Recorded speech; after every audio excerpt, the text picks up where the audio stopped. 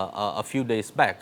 Now, in that situations, don't you think the CM himself, who holds the post of the Home Minister, also should step down, and only then these investigations could come up with a feasible and a meaningful one. Right. Dr. 𝗘𝗡𝗥𝗧𝗏's point, Professor 𝗵𝗂𝗧𝗏, Dr. 𝗘𝗡𝗥𝗧𝗏's point is that he thinks that there has to be an independent inquiry. Fine, then independent inquiry is already in place by a retired judge of the Guwahati High Court and 2 other members. He said that when the DGP Dongle, who is a cookie, he was stripped of his responsibilities from day one. Now, Dr. 𝗘𝗡𝗥𝗧𝗏's argument is that by the same logic, the Chief Minister should also step down for a fair inquiry. Professor 𝗵𝗂𝗧𝗏, your thoughts, but that is a specific point. But my broad question to you is that whether repairing the divide or bridging the divide, whether it is possible even now according to you? First of all, thank you, Wasbir, for having me in your program. Times like this, it's also nice to see, some of the academics being sitting here together, though unfortunately I must confess that some of our academics have been also part of the same politics that have led to this violence for a long, long time. And if I have to be honestly admitted to that kind of thing. So academics are not free from this political game that has been played out. And my 2 questions that you have raised, one is on the specific points on the inquiry. The other one is the road ahead, so to speak. Is it possible for us to have I think the answer is an affirmative and a big yes. There's nothing inevitable about separations. There is nothing inevitable about, the fact that we have to leave separately kind of an argument. As long as human beings are there, as long as we are human beings, it is within the choice, the exercise of the choice of the individuals. You need to know that atrocities, even of the highest kind, have happened in the history of the United States, for example, or in Africa. There's always a reconciliation move, and justice and reconciliation move. That is possible. So one thing must be very clear on this thing. And I think this answer should also link immediately to the idea of the inquiry. any form of justice delivery must have an accountability being fixed for violence which have been listed on the state. And too many propagandas and misinformations have been going on, and continue to say it on national media. You should clearly know, any sensible who has an iota of an honesty, if you look at the coverage of the issues, everything is galvanized against the Meiteis. I have no doubt about this. It is not part of being blame game. Right from the day one, from the 3rd May till today, if you do an analysis of the newspaper report across the country or television content, you will find how this misinformation has been going on. And, that must be fixed. All these things can be fixed, and hopefully by this judicial inquiry, whether be it Meiteis, be it cookies, or whoever is responsible for this violence, must be held accountable. And the sequence of events, as the terms and conditions of the Judicial Commission has already laid out, I'm happy that, and I'm hopeful that if they do a proper and honest investigation, you will get to know what this truth about beyond what has been reported in the newspaper so far. And I can tell you that any inquiry which is honest will be mapping out the sequence of events. Right. And that finding would be a stark contrast to the kind of reportages that have been going on till date. Right. I'll and come as for back. just one point you have said about this resignation of the CM and others, I must tell you that the state government, to my mind, is a proxy government. And it is the union government who is calling the shot, the advisory being held and the people being removed. I don't know how much of the power is being exercised by the state government so far. And whoever knows the kind of politics that the nation has been going through and the nature of the federal structures, it's very clear to any observer whether Mr. Biren Singh have any power whatsoever left with him under his own command or not is anybody's guess. Right. I'll go for a short break. Don't go away. I'll be right back.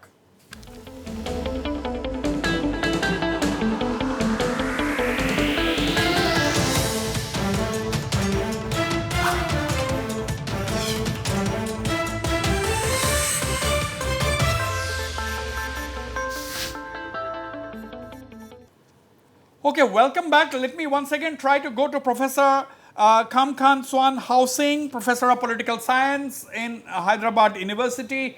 Professor Swan, my question is simple question. Can the cookies and the Meiteis live together or not? Is there no other way? Why are the cookie organizations demanding a separate administration? Can the trust deficit be removed? I think, Wasbir, it depends on the willingness of the political leadership and the kind of... Please switch off your speaker. You are switching on your... Is it working now? No, it's not okay. Anyway, we cannot go to Professor Swan unless it is fixed. Let me once again turn to Dr. 𝗏𝗏𝗖𝗓𝗏. Dr. 𝗏𝗏𝗖𝗓𝗏, now 40,000 troops on the ground. 40,000 troops on the ground, army, police and the paramilitary, and yet there are so much of violence. Do you think it is only the responsibility of the state government to restore normalcy, or do you think the civil societies are equally responsible? But both sides we have heard, the civil society on both sides are not helping in any way to restore peace because they are adopting very, very hardline positions. Now, what is the meeting point? See, Wasbir, Bimol made a very interesting point about what he said, failure of the state. I will not call it as a failure of the state, but it is a deliberate ploy by the state, particularly the central government, to be indifferent in spite of all these military and paramilitary forces, troops being brought to the state of Manipur. Why does the violence still goes on? This is a question that normally comes to any ordinary citizen. And we have also heard several complaints, and from the victims' side, particularly from those Meiteis whose houses are uprooted from the peripheral part of the valley, that Assam Rifles has remained a mute spectators.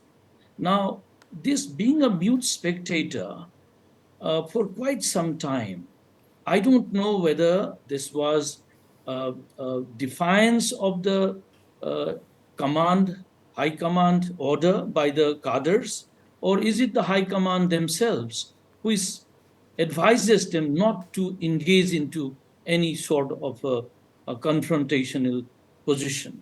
So when you have the military forces to take care of your security, but which doesn't happen, so the desperation comes very large among the majority Meitei communities. So what you find today, the militarization of the entire population, the Meitei populations, the frustration, the anger that has come up, and finally this anger against the state forces of remaining mute spectator finally gets reduced Yeah, to but an anger of violence yes, towards the cookies. but So I think this is something we need to see. yes, whenever I talk to anybody in the valley, they are blaming the Assam Rifles. They are saying that Assam Rifles are not neutral. Assam Rifles is a mute spectator. But whenever I talk to people in the hills, they say that Manipur police, whether it is the Manipur police commandos or the Manipur Rifles, they are taking the side of the Meiteis, and they are leading some of the, they are directly taking sides of the Meiteis who are targeting the cookies. Now, in this kind of an allegation and counter allegation, how do we move forward, Dr. Oinam? Hello.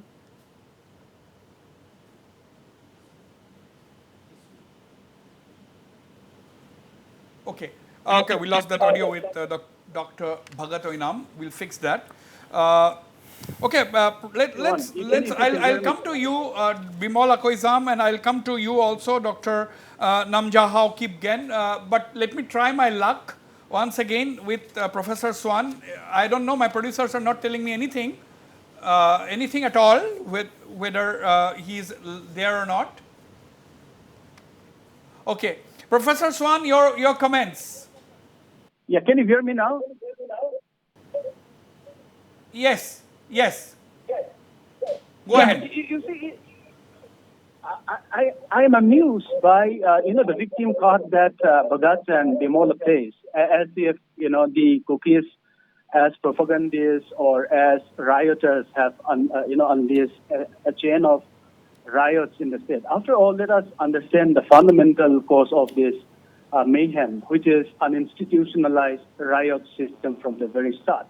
And until we have the audacity to call out a spade and the truth about the cause of this mayhem, I do not see any end to this madness. And look at the series of violent offensive strike that the police commando, with the help of the Assam Rifles, for example, conducted yesterday in a village called 𝗘𝗡𝗥𝗧𝗏 in 𝗪𝗀𝗃 village. You have a bulletproof Castor vehicle being used in the pretext of combing operation of that area. And it amounted to firing indiscriminately on the local population. And remember that since Amit Shah's visit of 29 May, as many as 56 Koki villages have been burned down, and 20 churches approximately torched, 6 people killed, including the ones that Bhagat Oinam pointed out in his initial remark, including a 9-year-old boy who was already wounded by a gunshot and was taken by ambulance to RIMS, Regional Institute of Medical Science, for examination. And he was shot by 2,000 of Mera Party mob in Dr. the Swan, full glare may of I? the police. Dr. Swan. This is unprecedented. Yeah, unless agreed. Dr. Swan. Can I complete? No, Can I complete Dr. Swan, you see, these are day-to-day incidents which our channel have been covering. Now, my question was very simple. Kuki leaders are demanding a separate administration. Do you think there is a way out? Do you think there can be a meeting point? Because at the end of the day, everybody says that Manipur should not be disintegrated and everybody has to live together. They should try to live together. Do you think dialogue is the way out? Do you think there is possibility of dialogue between the Kuki groups and the Meiteis in the valley? That's a simple question to you. Yeah, I do believe that dialogue is possible, but not the usual dialogue, that happens between equals. Given that the kind of narrative that is now built is so, mired embedded into a very, unequal narrative whereby the state monopolized the whole narrative and continue to control and perpetuate the kind of structural violence that we have seen. I think so long as this continues, and unless the chief minister who continues to hold the home ministry is dismissed, because he, in effect, his integrationist and majoritarian leadership is solely responsible for this mayhem. So until and unless that is accepted and the census takes stock of this, we cannot just, hide on the false pretext of saying that it is not the state government but the central government which is called the shot at this juncture. I don't see any possibility of meaningful dialogue happening, because it would be a very atrocious autocracy of the majority that is being, ridden roughshod against, the helpless Kuki minorities. Right. Let me come to you, Professor 𝗵𝗂𝗂𝗧𝗓. Bimal, Professor Swan has said that dialogue is possible, but it cannot be an ordinary dialogue. It has to be several notches up. Different approaches needs to be taken. Now, who should initiate this dialogue according to you? Because the state government is not trusted by the Kuki organizations and the Kuki people, and therefore, do you think the civil society should take the initiative? But we must also take into account the fact that even the civil society is polarized. Do you think it's a much difficult challenge to have a dialogue now? What do you think? See, as I said it in the earlier segment, when I said that, as I believe that politics is a dynamic process, and the moral capacity of the human being to make choices is an inherent aspect of our existence. In that sense, I don't believe there's nothing inevitable about any form of politics that we want to create, to explore alternative forms of ethical and political possibilities of collective existence. So I will not have a presupposition that it is inevitable and therefore it has to take a particular form, which I don't buy that kind of an argument. And it's very clear from me. And the second part, as you said, the lack of trust. I think one of the things that you must realize is that, as in a very classical sense, when the state has failed to perform its responsibilities. When I say state, Wasbir, let me clarify that it's become a very propagandist to call it the government of India or the Manipur government, whichever you find convenient to argue. I'm arguing state in the sense it is defined in Article 12 of the Indian Constitution. It means your legislative bodies, be that state assemblies or the parliament or the government, the executive, meaning the government of India, the government of Manipur. You can't throw away these institutions. You can't delegitimize these institutions. And they must take their own initiative. On the other hand, the intellectual civil society members must also take their own initiative. When hundreds of years of any oppressive structures can be reconciled through truth and reconciliation, why do you say that there is nothing possible for a collective coexistence? That is a very, very sad positions to take. I mean, that the dialogue must be open to all possibilities. And any possibilities, you should be ready and then engage with it. You do not have a presuppositions and then pursue your political game, even when the bloods have not been dried out. I've been hearing that it is inevitable. Wasbir, let me complete one more second. You remember that it's a very convenient narrative to say that this violence has led to the inevitable position. But if you look at an analysis of the historical issues about this, it has, in fact, this violence is only one event, and I suspect that it might even be a pretext to serve a larger political goal which has been pursued for decades. And I think that will come out very clearly if we do. But I think I'm appealing is that the human tragedy must not be used for dirty political gains. Absolutely. Both sides, people have been uprooted, people have been killed, and in this weather, the monsoon this thing is coming in, people are going to be homeless, and the educational institutions and everything is in jeopardy. I think please handle this first to move ahead. Please focus on this. I Right. think we should Very, be a little human about these processes as well. Absolutely, what Professor 𝗓𝗂𝗧𝗏 is talking for the broad humanitarian aspect of this crisis. It is much beyond politics. It is much beyond somebody's personal interest. It is absolutely a human tragedy. Yes, Professor Swan, you want to say something? Professor Swan, yes. Yeah. Wasbir, I appreciate, the angst and, the desire of 𝗓𝗓𝗓 and, the defenders of the interests and rights of states to protect territorial integrity. This is well taken because I do see that there is full justification and legitimacy in making such demand. But in the Constituent Assembly, as some of these defenders of state rights and the very idea of democracy have pointed out, the idea of legitimacy of the state has its own limits because, after all, the state is, conducted on the politics of the governed. And if certain segments of the governed are pulverized and sought to be annihilated, look at the kind of, threat that 𝗓𝗏𝗳𝗓𝗓, the Meitei leader, who has been considered to be one of the marionettes used by the integrationists and the majoritarian agenda of this present government. You cannot possibly, have a free, even-handed dialogue, and you cannot possibly expect when a particular oppressive regime play out the framework of talks, as it were. And unless some semblance of responsibility and accountability is fixed, and unless heads roll at the top, I do not see that the state would regain its trust as well as the legitimacy, which is deeply bruised Professor in Swan, the course of this conflict. Right. Now, before going once again to Professor 𝗓𝗂𝗧𝗏, let me take your view, Dr. Namgyalhau Kipgen. Dr. Kipgen, now what Professor Swan is, see, you've heard Professor 𝗓𝗓𝗓𝗓 saying that, we have to rise above politics because it's a human tragedy. It's not that only Meiteis are suffering or its cookies are equally suffering. Now the point is, now when you say that the state is partisan, state is biased, the state cannot be trusted, then who is a neutral player there? How do we even engage in a dialogue? What are your thoughts, Dr. Kipgen?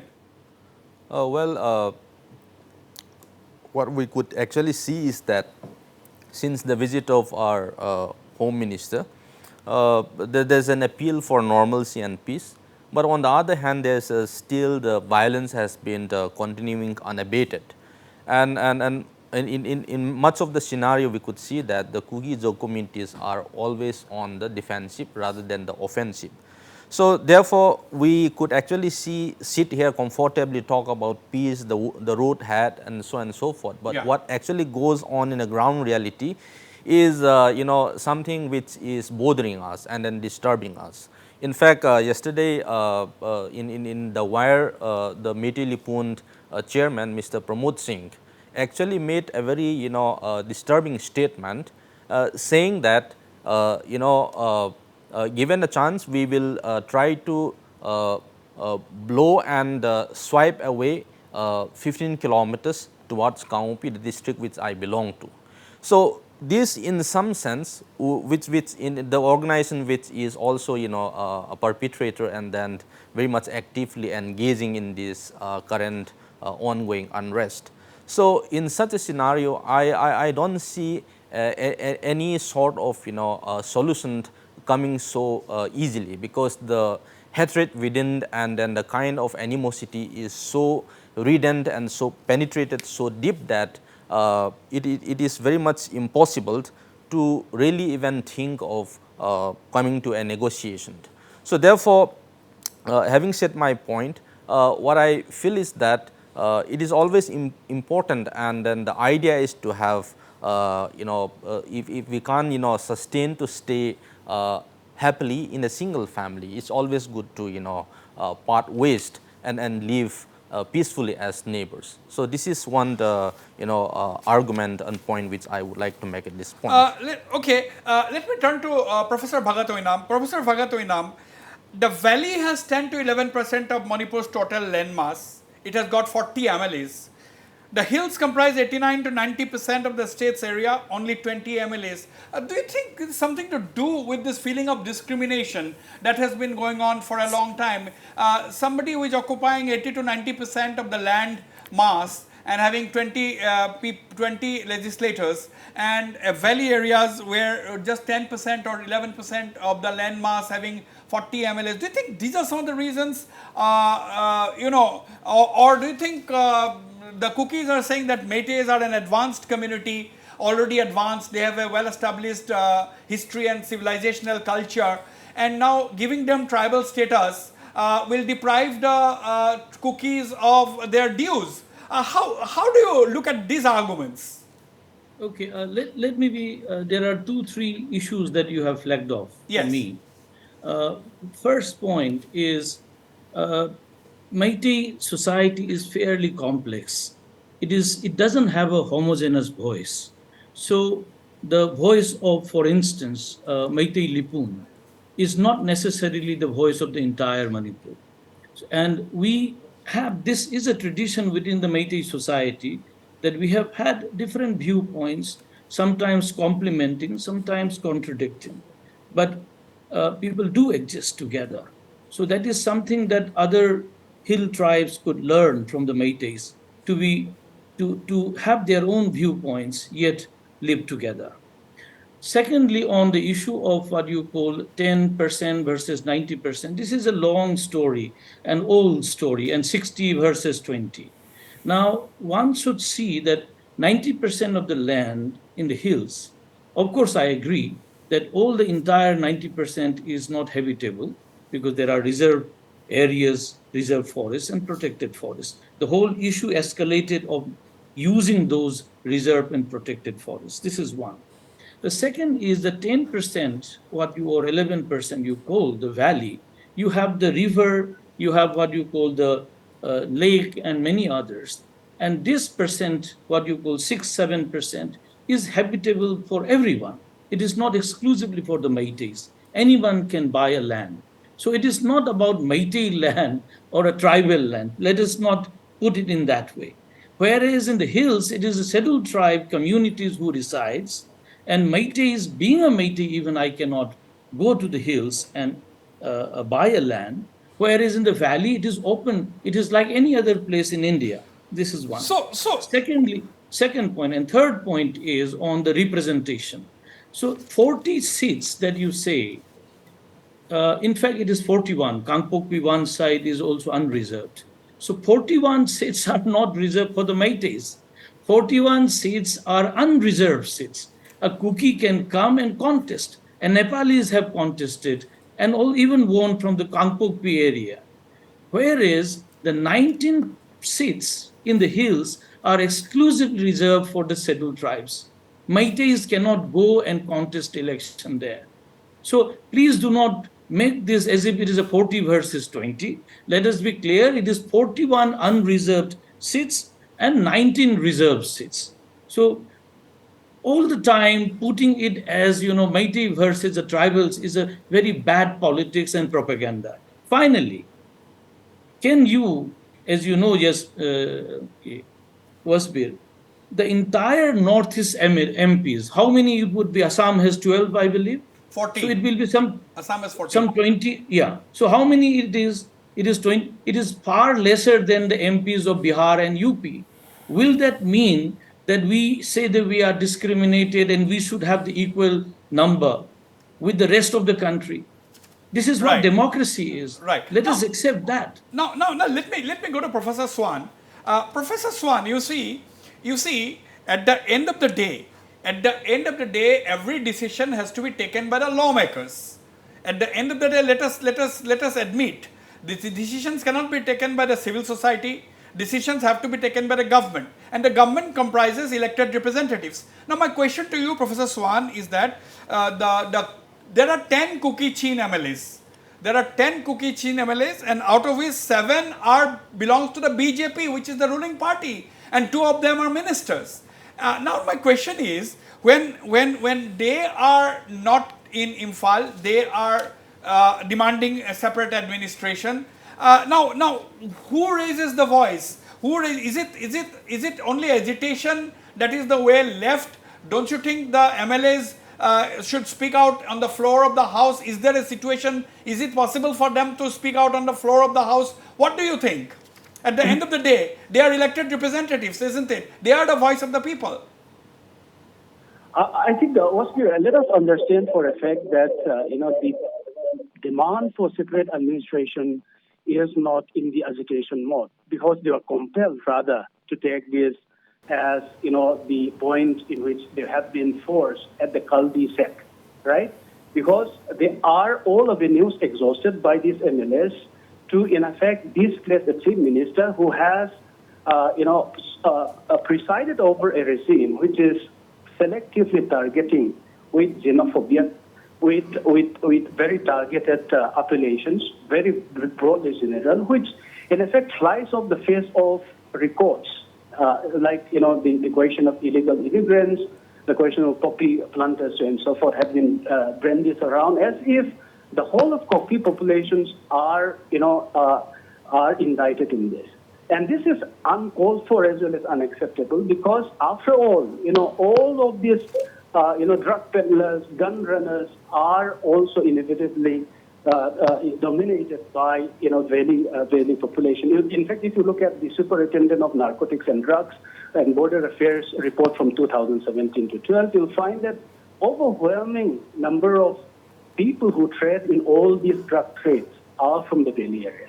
So in that sense, I think some of these very, lopsided targeting as well as xenophobic, labeling of the cookies is unprecedented and it is unacceptable. And in that sense, given that party platforms have been exhausted to ventilate their grievance and they are not being addressed to and catered to, the MLAs feel that they do not have any other option but to demand for separate administration. So let us not be misled by the fact that, all of these, 40 seats in the assembly are general and therefore it is open for civil threat, given that you have a clear overlapping of ethnic as well as district boundaries. And remember that This is a classic case in which all these boundaries overlap to the extent that it is meaningless to talk about general categories when there is no chance, after all, of candidates contesting from the scheduled tribe community in the Valley areas or vice versa. And that's one. Another point which has been, belabored by Bhagat and 𝗘𝗎𝗓𝗓 is the fact that the Hill communities, unlike the Indian communities, have been given, access to Valley areas, whereas the Valley areas, people are not allowed any access of land ownership rights and so forth. Now, even the extensive exchange of population, the extensive scale and extent of population exchange have demonstrated that this is a myth. And in fact, the Valley population have substantially, in effect, through manipulation of existing laws, have, in effect, owned substantial, areas in the hill areas. And that is precisely where many of these maybe civil society groups are now playing the victim card. And that has to be nuanced and understood. And unless this is understood, I do not. I take your point. You have made your point, Professor Swan. You have made your point. Let me turn to Professor 𝗓𝗂𝗧𝗏. Professor 𝗓𝗓𝗏, when another narrative that we hear from the Valley is that even today, as we speak, there was this public convention by 𝗘𝗂𝗀𝗃, which is one of the leading civil society conglomerates in the Valley.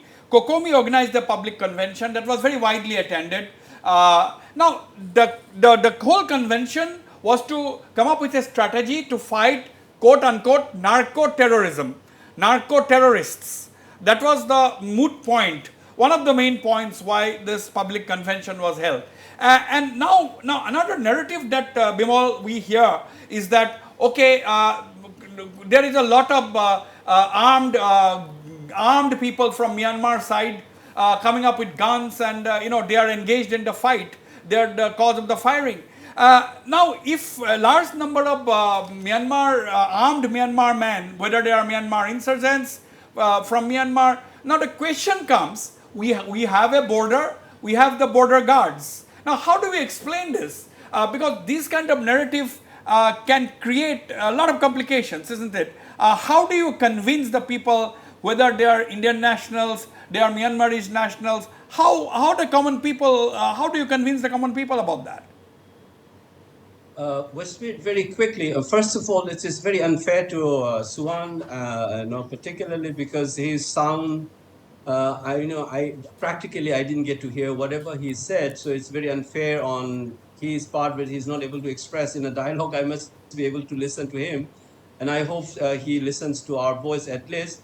It is unfair to me as well. I don't know what he's saying, so I'll be shooting in the dark. It's not a dialogue because if I can't hear him. But two quick points before I answer your questions. The first one is about sitting here and talking about peace. Wasbir, I'm very clear on this. You don't expect me to join and aggravate the situation by quoting literatures, which I can do. For example, if I quote during colonial periods on forests, and cookies are the greatest enemies of forests, as concluded by 𝗘𝗍𝗓 in his report during the colonial period in the 30s. If I said the cookies are the greatest enemy, it's not my words. It is a word of a forest officer assigned to do assessment of forests in the 30s in Manipur during the colonial period. If I quote this, and then many will jump that the cookies are enemies of the forest, Britishers have said. So I don't want to aggravate. There are a lot of things one can say as academics. My job is to see whether there can be peace. Yes. And if one wants to join and then quote, and then I can cite examples after examples, don't expect academics or all of us to be warmongering and headmongers. And I don't want to be part of that game, first of all. Please be clear on this. Second, very quick point is on the reservation. And you must know that the reservation of the scheduled tribe is a constitutional norm, which is applicable across India. In Parliament, you have 47 out of 545 seats, which is roughly 8.6% of the total seats in the Lok Sabha, which is in proportionate to the population of ST in the country. Similarly, the 19th seat reserved for the ST community in Manipur is according to 1961 census, which is roughly around 31.6. And then there is another scheduled caste seat. So 20 seats are reserved and 40 are open. Here, remember that in 𝗟𝗓𝗪 or in More or in Tengnoupal, there are Meitei settlements. They are deprived to fight election because those seats are reserved for scheduled tribe. They only have the right to vote. I think please keep in mind this is a larger debate about this reservation on the electoral representative politics. And second point also, please remember that when you talk about cleansing of things, and we should not tell lies through the teeth, there are still Kuki household and colonies intact with Kuki settlements right in Imphal. I don't want to name and then people to attack that areas which is protected right in the heart of the city. Don't please argue that Kukis are no longer in the valley. But you might say that the Meiteis are no longer in 𝗟𝗓𝗪 and safely they are cleans from that area, and then you are demanding a separate state and so on, separate administration. That said, I said leave these politics for a while.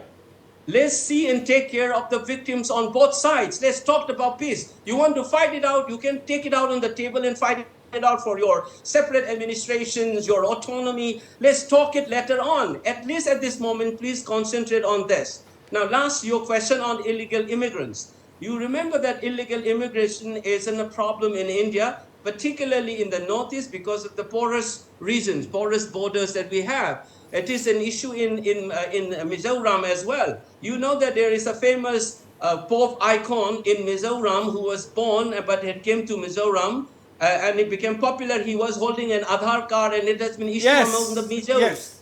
And so why do we have separate standards? We should be having institutional mechanisms to deal with illegal immigrants. Do not communalize this. Let's address this issue both from the international decorums as an humanitarian project. I'm running. I have very little time. Yes, Bimal, I have very little time. I'm coming back to you, Professor Suwan. But final comments from Dr. 𝗘𝗍𝗓. What according to you should be done to diffuse the crisis and and head towards peace? Let's focus on this. Is the pointed question to you. What are the 2 steps that you would recommend for peace to return in Manipur? So at this point, this is not my line, but I want to continue what I talk about that Pramod Singh's statement in the wire. He says that unless there is an intervention from the Modi government or the central government, they're going to wipe out the 𝗘𝗍𝗂 communities.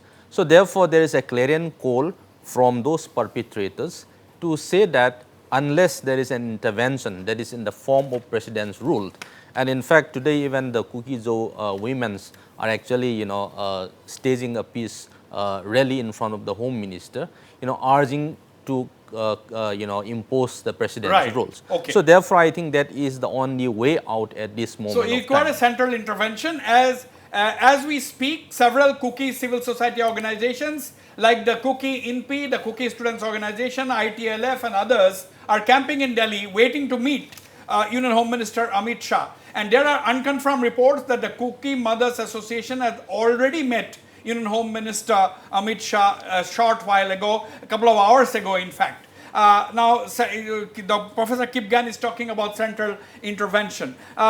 Your last words, final comments from you, Professor 𝗏𝗏𝗧𝗏. What are the 2 to 3 steps that you would recommend for peace to come back in Manipur? See, first thing first, the violence has to stop. Unless the violence stops, I think any effort towards the peace dialogue is not going to work out much. And that implies the violence that is happening in the valley, as well as violence that is coming from the hills. And when I say this violence, I'm very candid, not siding with any of the groups, but the disarming of the 𝗘𝗍𝗂𝗧 militants is the first thing to be done. And review of the Sioux and non-Sioux groups have to be clearly demarcated out and seen.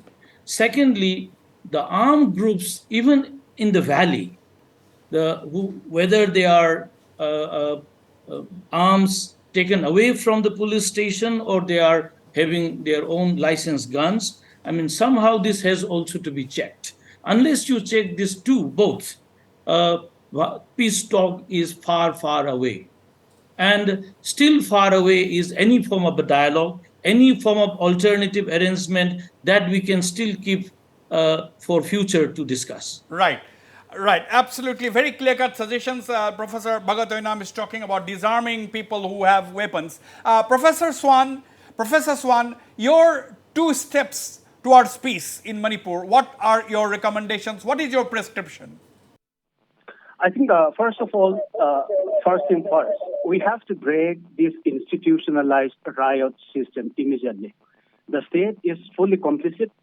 The state has actively participated in setting the stage, activating, and now explanatory justification that you have. And we cannot expect meaningful peace and dialogue to happen so long as this political dispensation at the state continues at the hem of the peace. First. Secondly, I think there has to be a sincere effort to disarm terrorist groups in the valley. Remember that 6 proscribed terrorist organizations now use 𝗟𝗏𝗘𝗔𝗦𝗧 as their flag bearers. And unless the 4,000 automatic rifles and 5 lakh rounds of live ammunition handed over to these terrorist groups are not taken back and they are disarmed effectively, I do not see any possibility of peace happening. Okay. I think that Center should immediately intervene to stop this madness. President's rule should immediately be imposed. Okay. And You have made your point. The present Professor Swan, dispensation I've completely run around out of time. You are talking about 2 points. One, the weapons needs to be recovered and president's rule imposed because you want a central intervention. Violence needs to stop. Final comments from you, Professor Bimal Akoizam. What are your 2 recommendations for peace in Manipur? I think the first is that entire national media must keep on questioning why the state has failed to intervene despite the heavy presence of security forces. And that must be immediate call from the civil society across the thing without taking sides. Remember that, the major complaint against Assam Rifle comes from the Meiteis, not from the Cookies. But yet in some media houses, they said that Assam Rifle was used by the central government to tacitly support Meiteis and attack Cookies. That is a statement, the factual twist has been done. So I think across India, one must try to stop the violence, and the civil society and media must raise this question to press upon government of India and government of Manipur to stop the violence and follow up with this inquiry, which is 6 months, and fix responsibility. Two, I think the state, the union government, or any other goodwill mission from anywhere should set up a multi-layered platform for dialogues between academics, between civil society groups, among politicians. That must be initiated. But unfortunately, we have these entrepreneurs of conflict management who taking sides and then, putting fires to them, oil to these burning fires. Yeah. It's very unfortunate. I think media and civil society across India must raise their voice to stop the violence. Absolutely, without Bimal. pointing fingers at one way or the other. Absolutely, very valid points made by Professor 𝗵𝗂𝗧𝗏. In fact, Bimal talked about a national media, but unfortunately, let me put it on record that the national media just para-drops for the first 1 or 2 days, then departs and does nothing about it. Manipur is not in the headlines, unfortunately, although people from both sides are suffering. And that is where Northeast Live, we are trying our best to come up with the coverage from both sides. Of course, we are facing the allegations of being pro this and pro that, but that's not the case. Let me assure our viewers that we are trying our best to bring both sides of the story into the focus for the authorities, for the policymakers to understand the situation. And that exactly is the reason why we had the finest academics from both sides to be present on this show. I am grateful to all of you, Professor 𝗵𝗂𝗧𝗏, Professor Swan, Professor 𝗂𝗏𝗖𝗓𝗏, and Dr. 𝗘𝗶𝗏 for giving time from the busy schedule to participate in this discussion. And I would request, on air, I would like to request all of you to join in similar discussions a couple of days from now, so that we can have some sane discourse. In this kind of a situation where the civil society is polarized, where everyone is polarized, the political spectrum is polarized, I think we need voices like yours to see reason. And yes, you have to put your respective point of view across, which you have done. But at the end of the day, we also need to see reason so that peace returns to this beautiful state called Manipur. Thank you very much, ladies and gentlemen, for watching the show, and thanks to all my panelists for participating in the discussion. Good night and goodbye.